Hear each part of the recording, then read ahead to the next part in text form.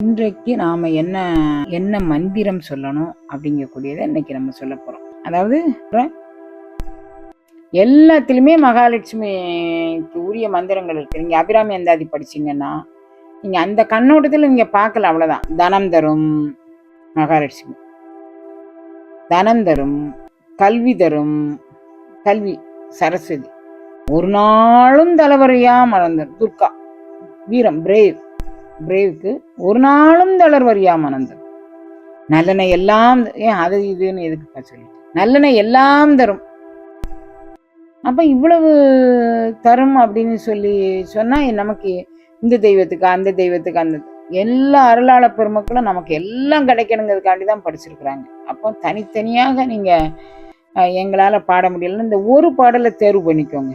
அபிராமி அந்தாதியில இந்த ஒரு பாடலை தேர்வு பண்ணிக்கோங்க. தனம் தரும், கல்வி தரும், ஒரு நாளும் தளர்வரியா மனம் தரும், நல்ல தெய்வ வடிவும் தரும். இதை விட வேற என்ன வேணும் நமக்கு? ஒருத்தங்க பார்த்து இதெல்லாம் என்ன ஆளு அப்படின்னு சொல்லாம நம்மளையும் ஒரு மனுஷனா மதிச்சா அது நமக்கு ஒரு பெருமை தானே.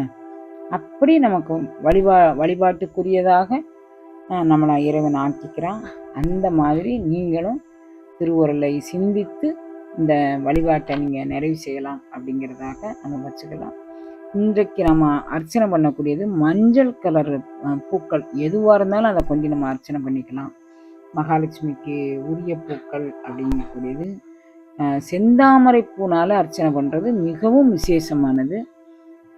கிடைக்காதவங்க மீண்டும் செவ்வரளியிலே ரோஸில் ஒரு செவ்வரளி இருக்குது, நல்ல சோப்பு கலரில் ஒரு செவ்வரளி இருக்குது. அந்த ரோஸ் கலர் செவ்வரளியை கொண்டு நீங்கள் அர்ச்சனை பண்ணிக்கலாம்.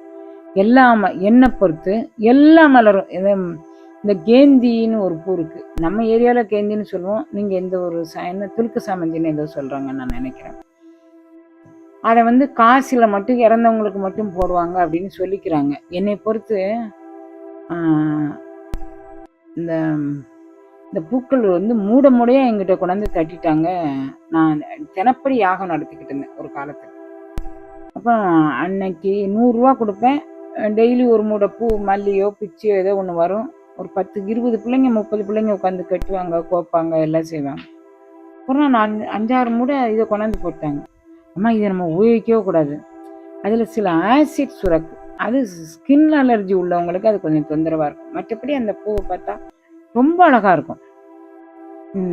ஒரு ஆரஞ்சு கலரில், ஒரு மஞ்சள் கலரில் இருக்கும். நான் அந்த அந்த பூ பக்கத்திலே கொஞ்ச நேரம் உட்காந்துருந்தேன். அந்த பூ என்கிட்ட பேசுகிற மாதிரி இருந்துச்சு. சுவாமி விவேகானந்தர் ஒரு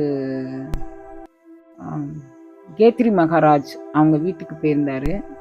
அப்போ ஒரு நடன பெண் ஒரு துறை நடன பெண் நடனம் ஆடுறதை பார்க்கக்கூடாதுங்கிறதுனால அவர் அதை பார்க்கல. அந்த பதிவுகள்லாம் நான் நிறைய பண்ணியிருக்கிறேன், பார்த்துருப்பீங்கன்னு நான் நம்புகிறேன். அதனால் அந்த அந்த பாடலை பாடுறா. சுவாமிஜி வந்துட்டாங்களான்னு கேட்குறா ஸ்டேஜில் ஏறின பிறகு. இல்லை, சுவாமிஜி பெண்கள் நடனம் ஆடுறத ஒரு துறவி பார்க்கக்கூடாதுன்னு வரலை அப்படிங்கிறா. அப்படியான்னு சொல்லிட்டு அவள் ஒரு பாடல் பாடுறான். கொல்லன் பற்றையில் அருவா செய்கிறாங்க, கத்தி செய்கிறாங்க. எல்லா கத்தியும் எல்லா அருவாலும் உயிர்கொலை பண்ணுவதற்கு பயன்படுதில்லை. அது வாழ்வியல் கோட்பாட்டுக்காக வேண்டி அது ஏதோ ஒரு கத்தி, ஏதோ ஒரு அருவாள் உயிர்கொலைக்கு பயன்படலாம். ஆனால் எல்லாமே அப்படி இல்லை. அப்படி ஒவ்வொன்றிலும் அவள் ஒவ்வொரு கருத்து சொல்கிறான். தேவா, நீயுமா என்னை இந்த மாதிரி பண்ணிட்ட அப்படின்னு. அவர் அங்கேருந்து ஸ்டேஜில் அந்த அம்மா காலில் கும்பிடுறாரு. அது மாதிரி இந்த பூக்கள் என்கிட்ட நீ என்னையும் நீயுமா தள்ளுத அப்படின்னு கேட்குற மாதிரி இருந்துச்சு. உடனே ஊசி நூல் எடுத்து அப்படியே வேகமாக கொடுத்து நிலைக்கதவு இருக்குல்ல, அந்த பூஜை ரூம் நிலக்கதவு, அதுக்கு சரஞ்சரமாக அப்படியே கட்டி தொங்க விட்டுட்டேன். அத்தனை இதையும் மெயின் என்ட்ரன்ஸ்லேருந்து உள்ள அங்கே இங்கே 5-6 நாள் ஆனாலும் அது கெட்டு போகாது. அது மாதிரி நம்ம எந்த பொருளும் நமக்கு சுவாமி சன்னிதானத்தில், அதுவும் இறைவனுடைய சிருஷ்டி தானே, அது மாதிரி நம்ம பாசிட்டிவ் அப்ரோச் வச்சுக்குவோம். இருந்தாலும் உகந்தது அப்படின்னு சொல்லி வரும்போது இந்த மஞ்சள் கலர் பூக்கள்லாம் நீங்கள் எடுத்துக்கலாம். எல்லா பூவும் இறைவனுடைய சன்னிதானத்துக்கு உகந்த பூக்கள் தான் அப்படிங்கிறதோடு இன்றைய பதிவை நான் நிறைவு செய்கிறேன். திருவுருள் குத்தி வைக்க நாளைக்கு என்ன அப்படிங்கிறத பார்க்கலாம்.